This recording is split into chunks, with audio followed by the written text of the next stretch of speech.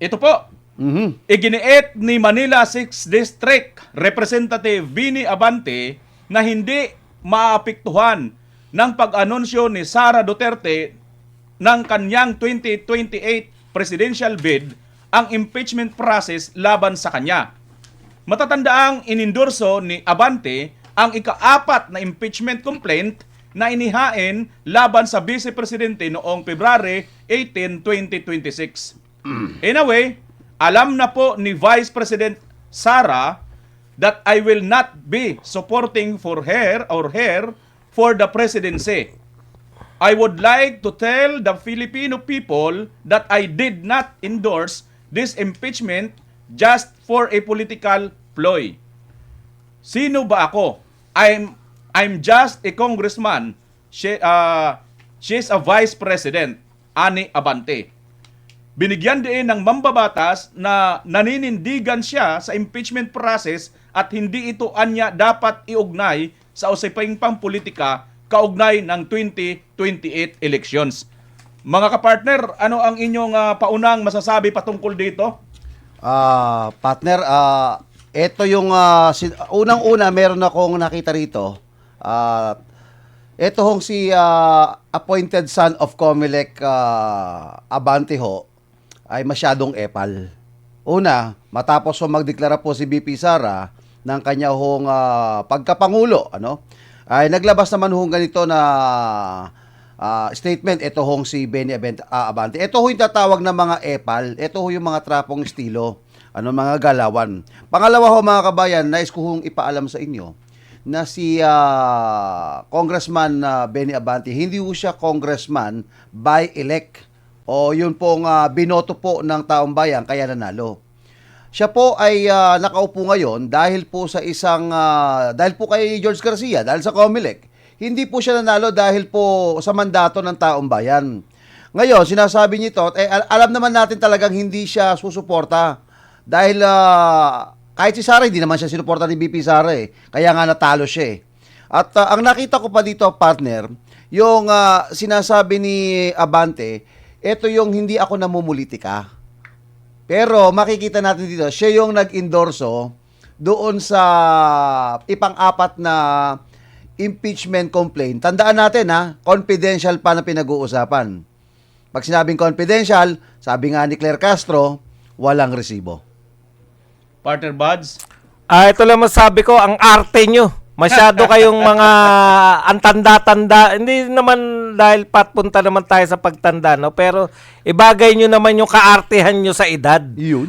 Kasi wala kang bilang, Ikaw nga hindi mo maipanalo yung sarili mong distrito Tapos epal ka pa na hindi mo endorso si BP Sara. Ano naman? Wala ka naman papel. In fact, tinalo na kayo ni BP Sara dyan mismo sa 6th District. Iba yung nanalo dyan. Ang nanalo dyan, yung in-endorse ni BP Sara. Tineknikal nyo lang, kaya nawala. Kaya magsabi ka na hindi mo i-endorso, wala kang papel. Ang arte mo. Yun. Ayoko pangunahan kasi merong banat si Congressman Pulong. Parang partner ba ang nagigits ko yung sinasabi, parang hindi bagay kasi matatanda na tayo pagkatapos umiinarte ng parang bata. Parang meron ka bang bilang? Wala ka namang bilang kahit sino endorso mo, Abante, hindi mananalo. Yun lang. Oo. Partner Dan, meron ka pa bang idadagdag dito kay Abante bago natin puntahan si Congressman Pulong? Hindi, mas maganda move forward tayo doon kay Pulong Duterte kasi kadugtong ito na pag-uusapan natin, partner. Alright, sige. Kung sang-ayon Doon na natin banatan uli. Okay. Kung sang-ayon kayong dalawa, by ano pa ang inintay natin? Narito na ang ating kape. Yes, nabuhay si BMR. Very, very much po. Ang mainit na kape. Naman, makakapaso yan, partner. Tayo medyo iwas na tayo sa kakakape. Napakarami ko ng kape, mayat-maya. Sa mga nakakaramdam dyan, magpakape naman kayo. Charot. Eto, nagkakape na nga kami dito. Yun, Hindi, joke lang yun Joke lang. Pero kung tutuhanin nyo, tanggapin na rin namin. Anyway, mga kababayan, ito. Ang statement naman ni Congressman Pulong Duterte patungkol nga rin po dito sa ating pinag-uusapan ngayon. Dugtong-dugtungin na natin 'to mga kapartner, Kung magsalita yang napakalinis na pastor. Hindi, ulitin natin. Kung magsalita yang napakalinis na pastor nyo dyan sa 6th District ng Maynila na hindi raw susuporta kay VP Sara sa 2028, nasisiraan na yata ito ng bait na para bang may mabigat siyang political weight sa usaping 2028. Baka kailangan muna nating mag-reality check. Pastor, malinaw naman ang record. Talo ka sa sarili mong distrito noong Correct. 2025 elections. Ito na nga sinasabi ni partner Buds, no? Hindi ka ibinalik ng mga botante ng Maynila. Kung nasaan ka man ngayon sa posisyon mo, alam ng lahat na hindi iyon dahil sa mandato ng taong bayan. Correct. Kundi dahil sa basbas ng leadership, partikular ng inyong political patron na si Tambaloslos. Correct. So, when you say you will not support Sara Duterte for president, the honest question is, kanino ba talaga mahalaga ang suporta mo? Sa mga botante ng Maynila na matagal ka nang hindi pinili o sa iilang tao sa loob ng Kongreso? Perhaps the better questions is, sino ka ba para magsalita tungkol sa 2028? Ang lakas naman at ata ng bilib mo sa sarili, wala kang nagawa sa flood control corruption ng mga kaalyado mo at wala kang nagawa para sa taong bayan. At since mahilig ka rin magpaka-moral authority, isang simpleng tanong lang, Pastor, magkano na ba ang impluensya mo ngayon sa account committee? Uy, teka sandali. Sa politika, hindi sapat ang titulo o ang pag-angkin ng moral high ground. Ang sukatan ay tiwala ng taong bayan at sa puntong iyan, malinaw kung sino ang may mandato at kung sino ang wala. Pag-jack-in po'y nalang diha sa imong dulaan nga nakagawas ang dila noy Pastor Jack. Tagalogin ko lang ito mga kapartner, ha? Correct. Sabi rito, pag-jack-in po'y nalang diha sa imong dulaan nga nakagawas ang dila noy Pastor Jack. Ibig sabihin, mag-jack-in po'y ka na lang dyan sa iyong laruan na nakalabas ang dila Pastor Jack. Ayun. Parang alam ko yung pagja-jacks. Jack and Poy na yan. Jack Stone.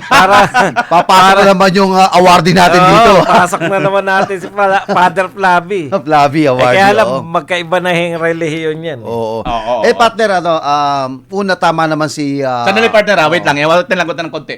Sino kaya sa kanila yung most reverend dito, partner Buds? Kasi reverend yan eh. Reverend yan sa kanyang angkin.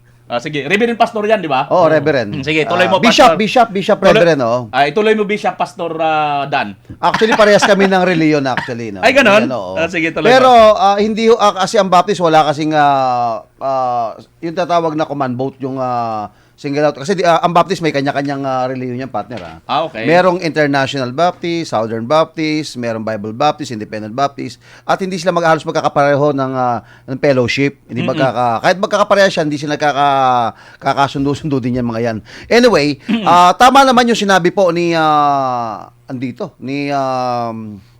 Representative Pulong Duterte. Sobrang linis mo. Nagpipiling kasi itong si Abante na napakalinis niya. Alam mo itong diferensya dito, Ngayon ko na napansin po si appointed son of Comelec, masyado pala itong may pagka-inodoro din pala ito. Bakit nasabi niyan? Pagkatapos nagsalita ni BP Sara, sabay naglabas din siya ng sarili niyang version eh. Kaya tawag ko sa kanya, inodoro. Bakit naman? Tignan mo nung sinabi ni BP Sara, tatakbo ako bilang Pangulo ng Republika ng Pilipinas, sabi ni appointed son of Comelec, hindi kita susuportahan. Alam ni BP Sara yan. Alam na pala bakit pa sinasabi. Ang point dito mga kabayan, yung pinupunto natin dito, hindi ka naman talaga nanalo eh. Kahit anong gawin mo, hindi ka pinanalo. Laos ka na. natalo ka na sa mismong distrito mo, mandato. Sabi nga nung kaibigan kong kagawad, hindi ka naman pinanalo ng taong bayan, nagpipilit ka pa. Dapat, kung talagang tunay kang tagapagtaguyod ng batas at tagapagtaguyod ng kabanalan, alam mo ang tama at mali. Alam mong talo ka, wag mo nang ipilit. Di ba? Hindi, ayaw na ng tao sa'yo, sinuka ka ng tao. Kasi kaya ka naupo dyan dahil sa taong bayan. Pero dito, hindi ka na binoto ng taong bayan. Kaya ka na nakabalik dahil kay Tamba at saka kay Garcia. Partner Buds. Alam niyo po sa local government, ang tunay pong nililigawan dyan, ito real talk matagal na tayong sumusubaybay sa politika. Ang mga tunay na nililigawan sa local government, yun pong mga mayor, yung mga governor, hindi po yung mga congressman. Correct. Kasi alam po nila, pati yung mga congressman, umaasa lang din po sa mga mayor yan at sa mga governor pagdating ng boto. Yung mga totoo pong may mga tauhan na nakalatag, no? Kung hingi po ng tulong yung mga national leadership, diretso po yan sa gobernador at saka sa mga mayor kasi sila po yung totoong may mga tauhan nakalatag sa mga local government. Kaya hindi ko naman sinasabi na walang power tong mga congressman kasi sa totoo lang po, ang realidad, kamag-anak din nila yung mga mayor, mga governor, kaya may power din yan. Pero sa Maynila po, yung mga congressman po sa Maynila, mayor na lang po lalapitan mo kung gusto mo po ng koneksyon, kung gusto mo po na makakapag-deliver sa iyo ng boto dito po sa NCR, mayor po nilalapitan diyan. Pati nga kayo umaasa lang kayo sa mayor eh. Unlike po sa mga congressman sa probinsya kasi mga partner, isang congressman, maraming mayor. Correct. Dito sa Maynila, sa Kamaynilaan, isang mayor, maraming congressman. Kaya kung lalapit rin lang si BP Sara, ang lalapitan niya na yung mga mayor ng Kamaynilaan para makakuha ng boto. Ganun po ang realidad. Kaya tama to si Congressman Pulong, tila wala sa realidad itong mandidilang pastor na ito. No? Wala talaga sa realidad eh. Mag-jack and poy ka na nga lang. Ayain mo si Father Flavi. Pwede. Mag-jack and poy kayong dalawa para mabigyan ka ng magsaysay award rin. Sandali, partner. Ang tanong ngayon dito, pag nag-jack in po yung dalawang yan, sino kaya ang panalo? Hulaan mo. Kasi ang nakita nating naglabas ng dila, alam na natin si ano, 'di ba? Si Jim Paredes. Si Jim. Yan, kaya yan yata idol mo si Jim Paredes eh. Partner Dan. Yes, partner, para itong para yung sabi ng ating kaibigan na matagal ng pumanaw, ang sabi niya, para kang dumura. Sabi niya, paitaas. At nang bumagsak ang dura, sa mukha mo tumama. Correct. Bakit? Ito na-real talk siya dito eh. Habang binabasa ko at pinag-aaralan ko tong sinabi ni Basti rito, sabi niya, ang lakas naman ng bilib mo sa sarili mo. Wala ka nga nagawa sa mga kaalyado mo sa flood control eh. Dati kasi mga partner, sa mga minamahal po naming nanonood ngayon, dati po, ang tatapang po nila to. Lalong-lalo na doon po sa tinatawag ng Quadcom. Yung Quadcom na binuo nila, basta may marinig lang yan. Agad papatawag nila sa Quadcom, tapos imbestigan nila. Dito, biglang nanahimik sila, di ba? Nawala nga yung Quadcom nila sa flood control eh. Kaya sabi ni Pulong Duterte, sabi niya, wala ka nga nagawa dyan sa flood control, yung mga ghost project na yan eh. Ngayon, ang tapang mong magsalita, o di ba? Ganun lang kasimple ho yun. Ika nga, para ka talagang dumura pa itaas sa pagmumukha ho ni appointed son of Comelec, Abante, tumama lahat at bumagsak sa kanyang pagmumuka. Partner, magbibigay lang ako ng konti lang, kapiraso lang, sa Bisaya lang. Kasi Bisaya, mayroon dito sa Bisaya si Congressman Pulong, sinasabi niya rito, medyo na-miss ano ko lang ito eh, pero balikan ko lang Sabi niya rito, pag Jack Impoy na lang diha sa imong dulaan. Alam niyo partner, sa aming mga Bisaya, pag sinabi mo itong pag Jack Impoy na lang diha sa imong dulaan, may ibang meaning ito. Oo. Kaya para sa akin na Bisaya, kung ako mag-comment dito kay Pastor, dagdag ko doon sa komentaryo ni Congressman Pulong, Pastor Dila, Pastor Abante, hilasan tayo ba? Hilasan man tayo, oy. Alam na yan ng mga Tagalogin mo Bisaya. naman. Kasi hindi ko alam kung ano sa Tagalog yun. Para baga... Englishin mo. Hindi, sa Tagalog siguro baka, hindi ka bang nahihiya, parang nanganganingan na ikaw patuloy yung parang may salita ng magsasabi pa ng para bang paimportante ka pa na Yun, sa suporta mo. paimportante, Oo. Hindi ka nanganganingan na parang magsalita ng ganun na Wala ka talo ka namang nga bilang. Talo ka, di ba? Technically talo ka. Hindi kasi ang Di ba? partner BMR, ang lumalabas dito, sabi ko nga kanina, epal. Ganito yung tipo na parang wala siya pinagkaiba kay Chaka Claire. Na kapag may nabanggit tungkol sa Duterte, kay BP Sara, agad naka-defensive sila, 'di ba? Hindi tayo tataka, 'di ba? Para silang bulkan na sumabog nung yung lahat ng mga against kay BP Sara na napagalata lahat dito. Kumbaga, sabi nga nila, gusto mo malaman lahat dito kung sino yung sayo at sino yung kakampi mo? Magdeklara ka ng presidente. Ayan, lumitaw na. Di ba? Ito partner, sabi dito ni Ross Jens at saka ni Michael ng Canada. Sasagot ko lang sa kanila, tuara. Alam nila yung meaning pag Bisaya di ba? Naano ko lang kanina nabilisan ko lang pag Partner Buds, tuloy natin ang dito yung masasabi pa natin kay Abante. Yun na nga. Katulad niyan, Abante. Nakita niyo yung epekto, no?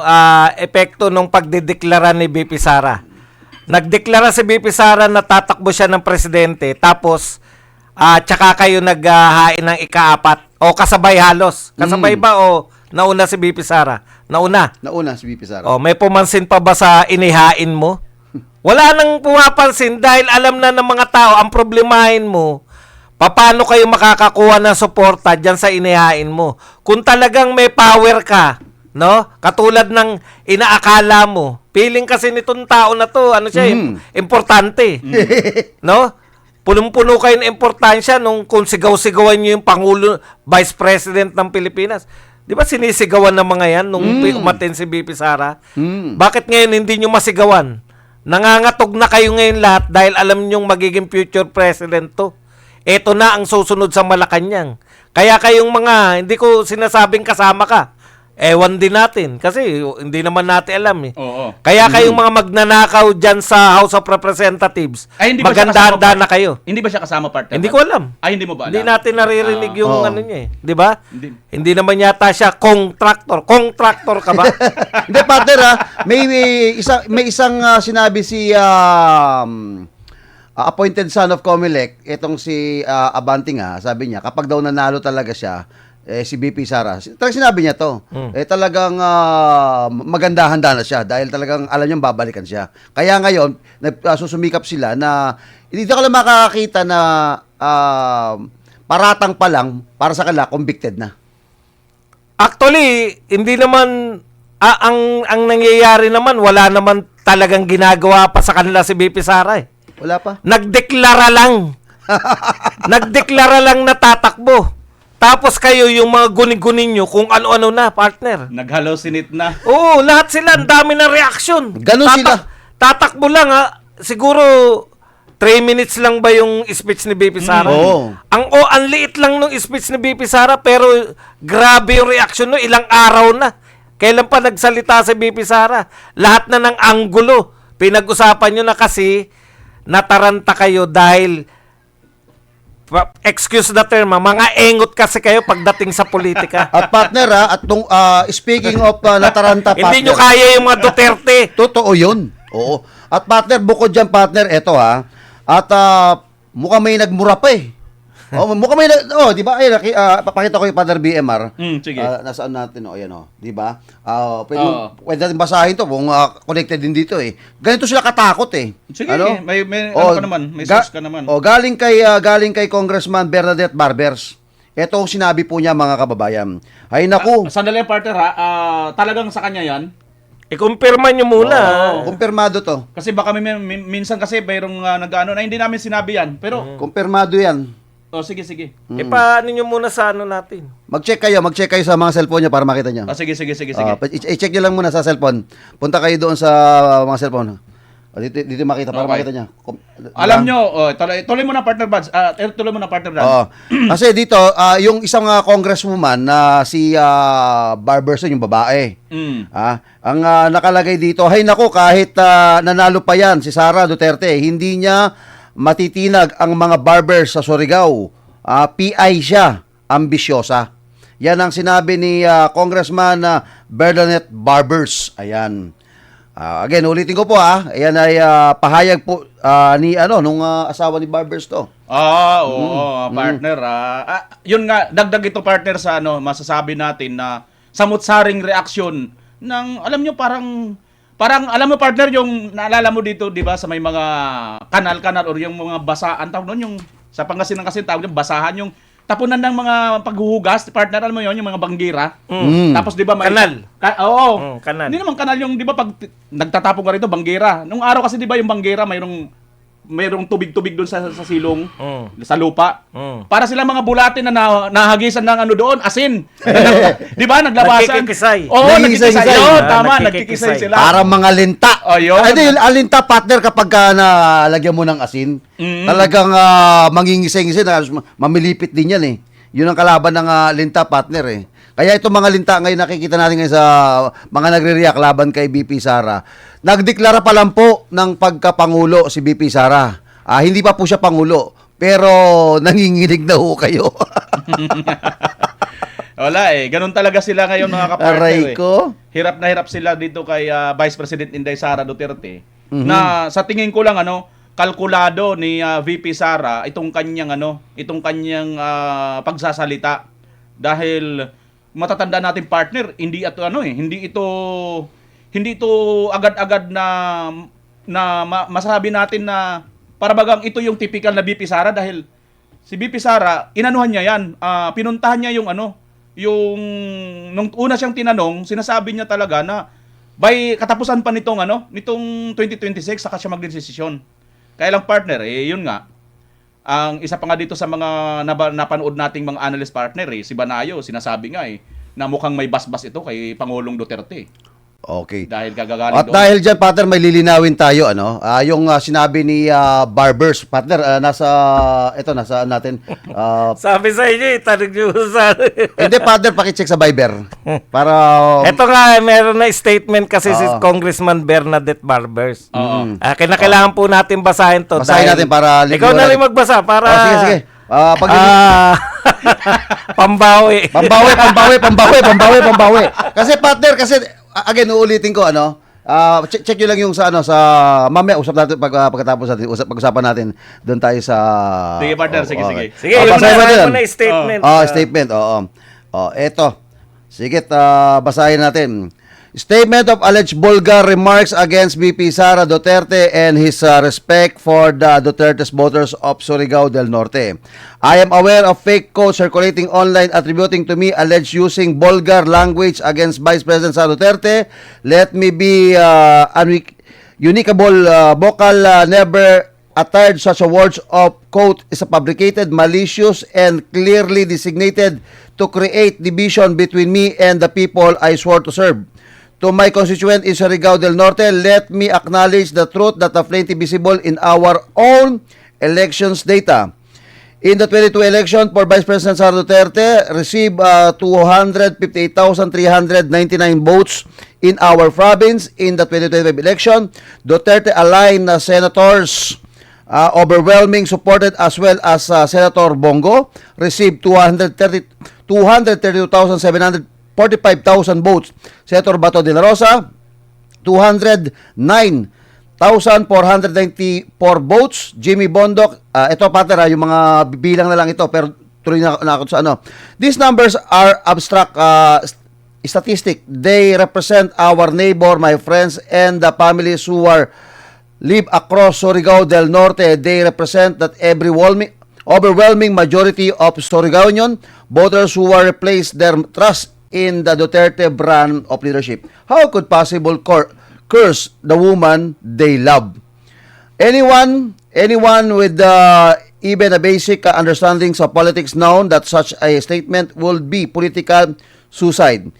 May voters are the same people who line for the hours of votes to Sara for Bongo and Bato to insult. He will be insult them and will never insult people who has given me the privilege of serving as their representative. To the spreaders of fake news, your fabricated quote will not fool the people of Surigao. They are intelligent. They know my record. They know my voice. And they don't know I will never use such a language against a leader they hold dearly. I call on everyone to reject these divisive tactics. Surigao del Norte is entitled or united. We respect the mandate of the people and we will continue to work for the progress of our province free from the poison of fake quotes and political harassment. Ayan. At least mga kapartner, on the spot natin, kinukorek kung mayroon man Oo, tayo. oo. Kasi nga live ito, no? Anyway, partner, mayroon lang akong babasahin dito. Ito Bisaya, partner, kasi Bisaya ang huling sinabi ni Congressman Pulong. Dito kay Maan Jose, ang ganda ng kanya sinabi. Partner, ito yon, no? Di pa nga nakaupo si VP Sara, nakaigit na sila. Alam niyo ba ibig sabihin ng igit? Yung na-ebs na. Naka-ebs na. Naka-ebs ng konti. Konti lang naman.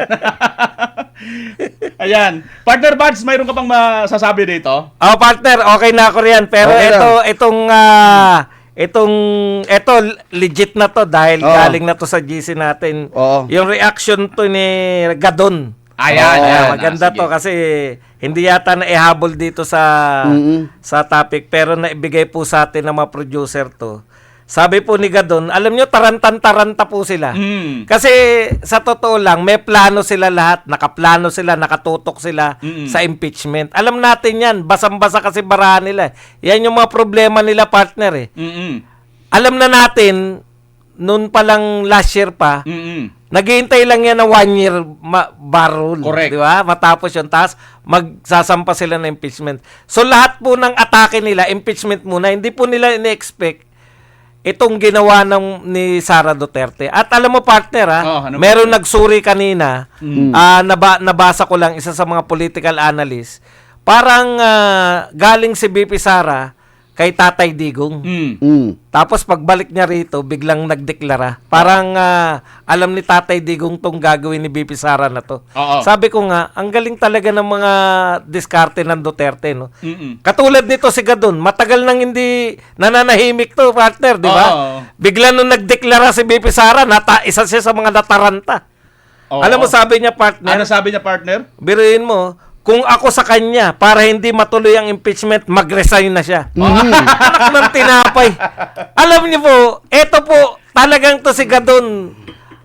Nung isang araw, sinabi niya, ang reaction niya, wala naman na daw suporta yan si BP Sara dahil ang tao raw ngayon, ang mga Pilipino raw nahati sa pro Marcos at pro Aquino. Diba sinabi niya yan eh. Pro Marcos at pro Aquino, asan yung mga Duterte? Alam mo Gadon, yung mga sinasabi mo yan, very 80s, 90s. Pwede mo sabihin yan nung 80s at 90s, maka Marcos at maka Aquino. Pero ngayon, ang realidad ngayon, ang mga tao sa Pilipinas, pro-Duterte at anti-Duterte. Correct. Hindi mo ba naunawaan yung Gadon?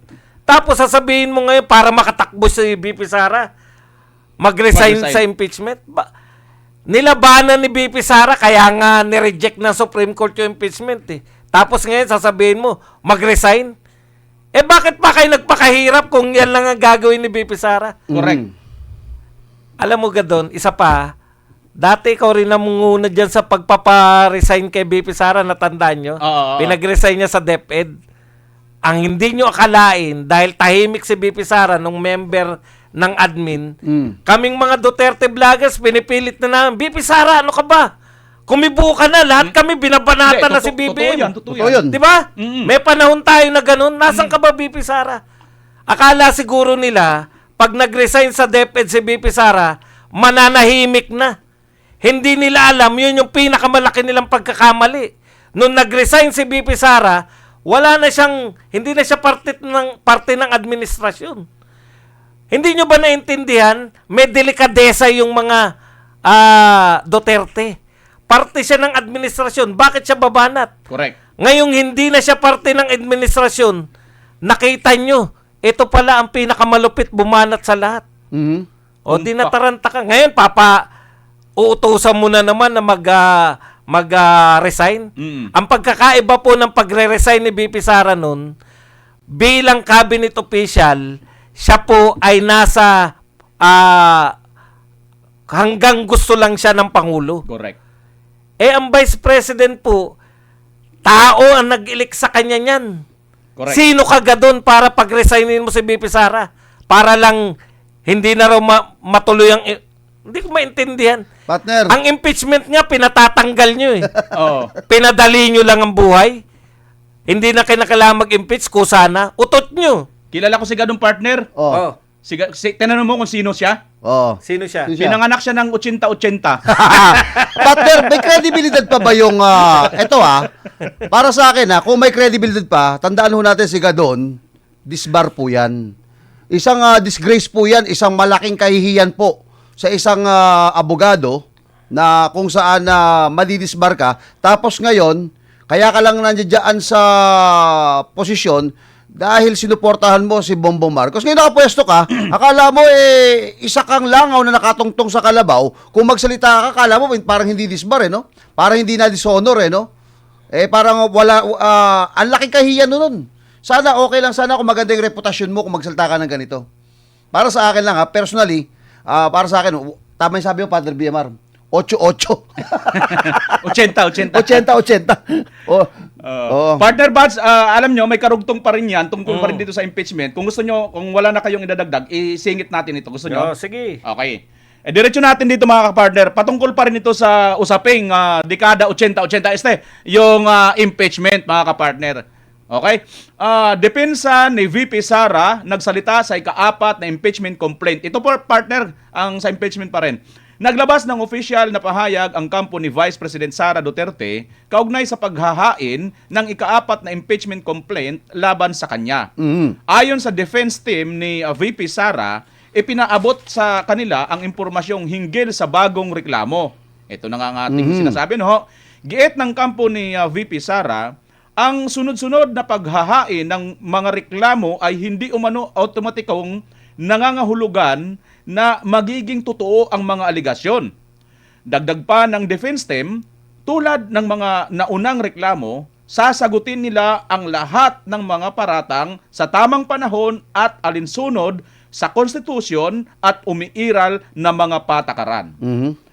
Ang naghain ng reklamo ay si Nathaniel Cabrera, residente ng Limere, Batangas, at inendorso naman sa Kamara ni na Deputy Speaker at La Union Representative Paulo Ortega V at Manila Representative Bienvenido Bini Abante. Ito partner ang depensa ni VP Sara patungkol dito. Anong inyong masasabi rito sa depensa ni VP Sara sa pang-4 na impeachment sa kanya? Eto ho, para sa akin, redundant na, pare-pares na naman ang kwento nito no? Para sa akin lang. Para sa akin, ang paghahain ho ni Benny, eto hong paghahain na to, para revenge ito. Personal revenge ni Abante. Doon sa ginawa sa kanya, the last time na sinuportahan niya, yung kabilang congressman, yung na-disqualified ni George Garcia. Di ba? Pero ang nagbilib ako at kakahanga-hanga, ang sinasabi po ni BP Sara, alam niyo bakit? Hindi naman po tinatakbuhan lahat ng mga to Ito mga sinasabi nyo, atat lang po kayo. Masyado po kayo nagmamadali. Uulitin ko po hindi po tinatakbuhan ng ating Vice Presidente. Ito pong inyong pong mga katanungan, yung inyong mga aligasyon. In fact, sinabi nga po nito sa tamang oras, sa tamang panahon, sa tamang lugar. Mismo siya na nagsabi na sasagutin niya kung sino si Mary Grace Piatos. Kaya lang, eto ho, nagpapaingay ho silang ganito. Bagamat may sinabi na po si BP Sara na sasagutin ko kayo lahat sa tamang lugar. Bakit pa kayo daldal ng daldal? Di ba? Para sa ito, optics lang ito, propaganda ito. Ginagaya nyo na yung mga dilawan sa paggawa ng propaganda. Magpapaingay na lang kayo. Hintayin na lang po natin sa tamang lugar, sa tamang forum. At ulitin ko po, nangako na po ang ating Vice Presidente, na sasagutin po niya lahat yung mga yan. Wag lang kayong atat. Iyon. Partner Buds. Ako, ang bago kasi dito sa inihain na to, ito yung ika-4 na complaint, di ba? Ang bago kasi dito sa impeachment complaint na to, binasa ko kasi yan, yung unexplained wealth. Ayan, yun yung kay Trillanes eh. Yung sinampa niyang kaso dito sa may ombudsman. Alam mo, ito ploy ito nila Trillanes. Kahit na nga, nagtataka nga ako sa ombudsman, bakit hindi pa yan ibasura samantalang bawal naman magsampa ng kaso sa impeachable official kung criminal yung complaint. Kasi, kaya nga impeachable sila eh.